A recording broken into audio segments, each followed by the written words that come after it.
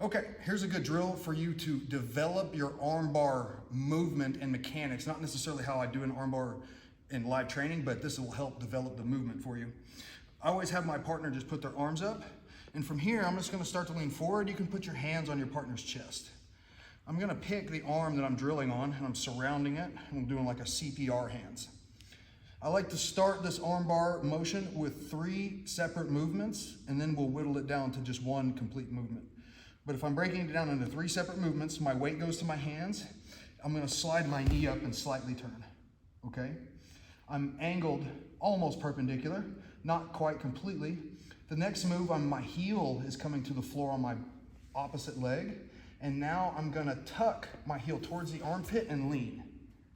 That's step number 2. Okay, step number 3 is this leg swinging over the head. And now we have the armbar, okay? What I'm trying to make sure that I do during this drill is when I slide my knee up, it has to go past my partner's ear. I'm trying to get the center of my hips on my partner's shoulder. So if you watch, I'm trying to get that knee. You look how far it had to come up to get his arm right in the center of my hips. Okay, my opposite leg is always stretching out. I want to maintain contact with my hamstring on my partner's torso. I do not want to do this. I'm stretching that leg out, heel is on the mat. That allows me to drag nice and tight to the body and tuck. I'm now leaning, shifting my weight to my right hip. This lightens my left leg and allows me to swing for step 3. And of course, we could continue down and we'd have our armbar.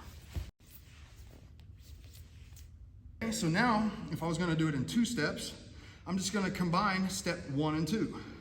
So I lean my weight forward on my hands.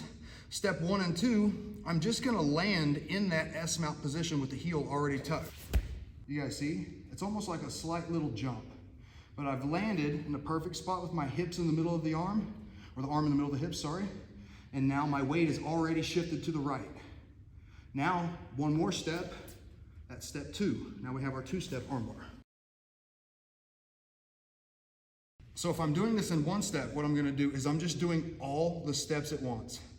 So the real key to this is instead of landing my knee here and landing in the S-mount, my knee is never gonna touch.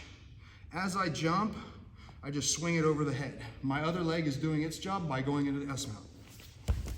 And we have a 1-step armbar.